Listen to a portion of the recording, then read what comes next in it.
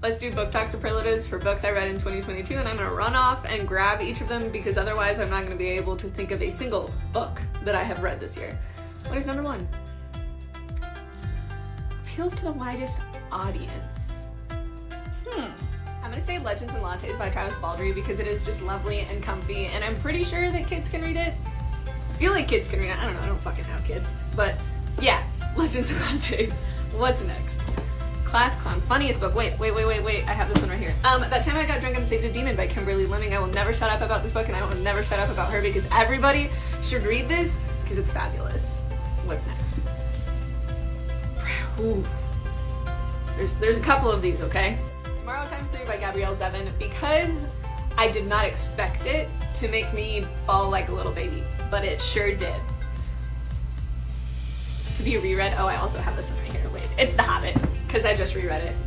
It's like one of my favorites, and I love re-listening to the audiobook because it's narrated by Andy. Read in one sitting? The Heartstopper series by Alice Oseman because they're graphic novels, they're super quick to get through, and they're cute as shit, and you'll just be so addicted. I read like 3 of them in a single night. What's next? Best dressed, prettiest cover. Oh, I love this question. I'm not including special edition covers. I'm just doing like normal covers. Sabrina Carina by Kelly Fajardo Einstein. I think that this cover is so stunning. The text, like the font choice, like it's gorgeous. I love it so much. Oh, we just did you. You just want to be talked about a lot. Throw it across. Couple of them. Firekeeper's Daughter by Angeline Boulley because just the shit that Donis had to go through like ripped my soul out, and I just wanted to throw the book. Oh, this is fun. Hell Followed With Us by Andrew Joseph White would just make an incredible movie, or even like a TV series. It would be really good. I would enjoy that heavily. Probably the last one. Make You Feel Smarter. Stamped by Jason Reynolds and Ibram X. Kendi. I just learned a lot from this book that I truly had no idea of because I learned history in the American school system. Also Hood Feminism, which I don't have a physical copy of and I can't remember who it's by, but Hood Feminism was really, really great too.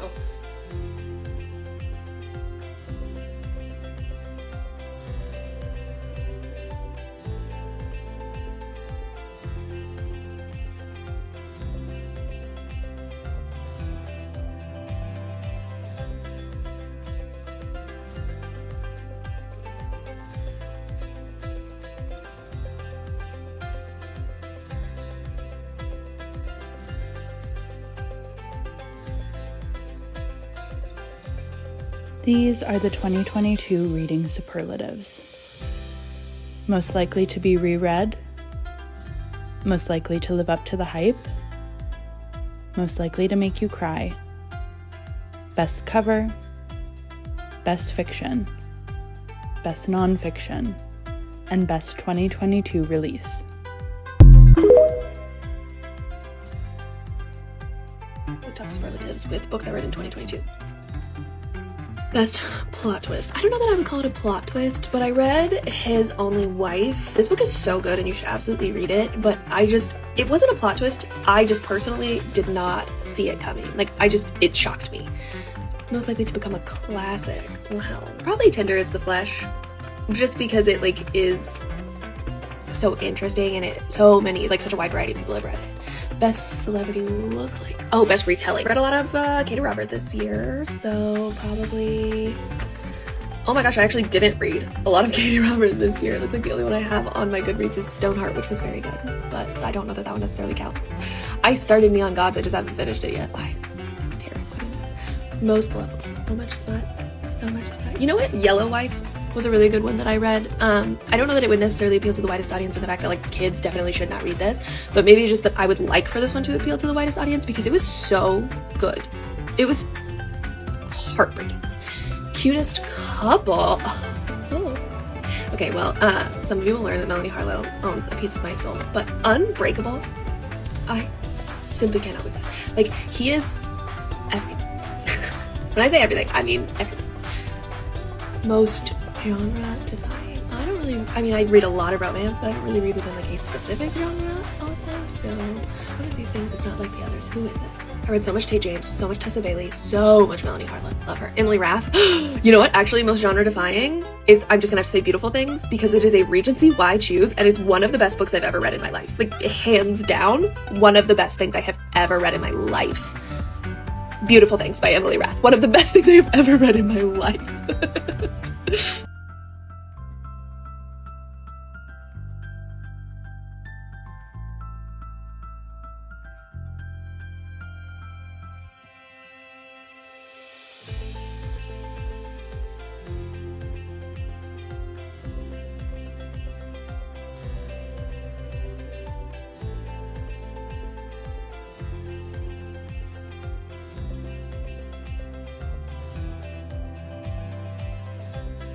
These are the 2022 reading superlatives.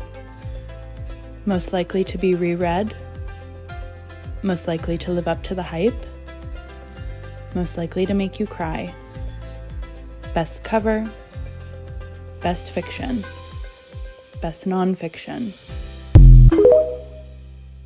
I'm bored, so let's do some BOOKTOK superlatives. Most likely to break your heart.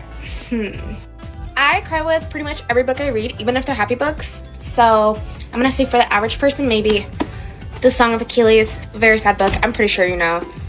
All the Right Places. A lot of people didn't like this book because of the misrepresentation, but I have bipolar disorder and I lost my best friend who was like a sister to me when I was in high school. So I saw myself in both main characters and I cried so much.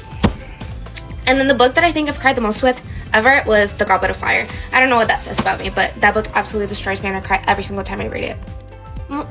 Book superlatives. Clown Class, funniest book, huh? The Honeymooners by Christina Lauren. I'm gonna be honest, I laughed out loud when I was reading this book. Out loud, like I would read it in public and my friends would be like, you look weird. I was like, it's funny, I liked it. It has good jokes. Let's do maybe 2 more. Most likely to be read in one setting. Okay. Listen, don't judge me. I know a lot of people don't like these books, but I read each one of these books in one setting, and you might think, oh, probably when you were in high school. No, I read these last year, and I devoured them. I love them. Are they the best books I've ever read? No, not by any means. Do I love them? Yes, and I'll reread them every single time I can. Let's do some more. This is fun. Cutest couple. I had to really think about it, but I'm gonna be honest, I love American Maxon. Max is just my dream book boyfriend. He's my favorite one, and I'll die on that hill. And then Percy and Annabeth have my entire heart. I love them. Percy Jackson set the bar, I'm sorry. He gave up immortality for a girl he wasn't even dating yet. Period. And then I also really like this book. It's The Upside of Falling, and Brett and Becca are a really cute couple. So I feel like I'm supposed to only give one book as an answer, but I am very indecisive. Let's do some more. I promise I'll be done, but this is so fun. Best plot twist. I know. One thing about me, I can sense a plot twist, but I cannot guess what it is. So I'm gonna say We Were Liars. I forgot who wrote it, but it had a good plot twist, in my opinion. It's a hit or miss for some people. And then I know Colleen Hoover's also a hit or miss, but Hopeless, I don't see people talking about this book. The plot twist is so disturbing. It is so disturbing. I had to shut the book. I was like, that's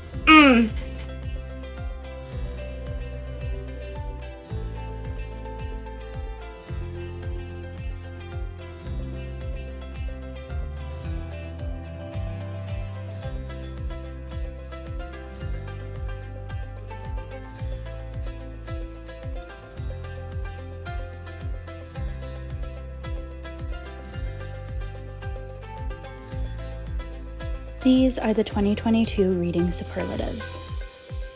Most likely to be reread, most likely to live up to the hype, most likely to make you cry, best cover, best fiction, best nonfiction, and best 2022 release. As the year is drawing to a close, it is only appropriate to start giving out some awards for my 2022 reads. Most likely to brighten your day.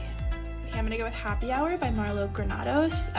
It wasn't like my top book of the year or anything, but I think you would have a hard time not having fun reading it. Okay, let's see what else. Best Outsider. Best book from outside your usual genre. So I'm gonna go with Land of Big Numbers by T-Ping Chen. And I don't know if like short story collections count as a genre.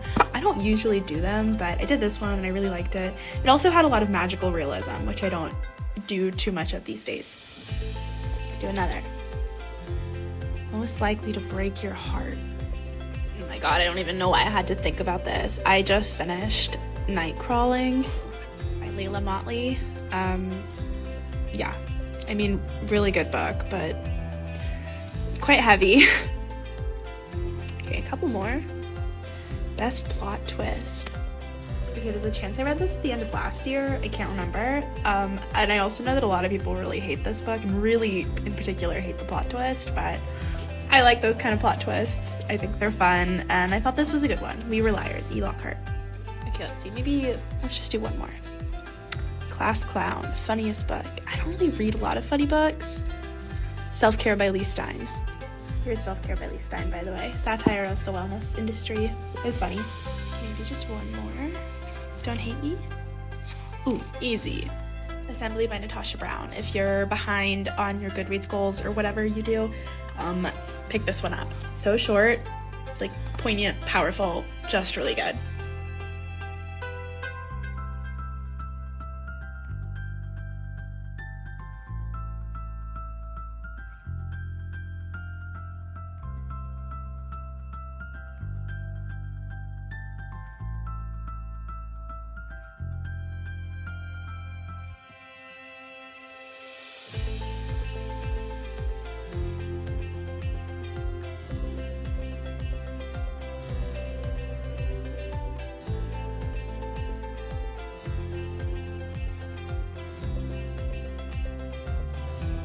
These are the 2022 reading superlatives.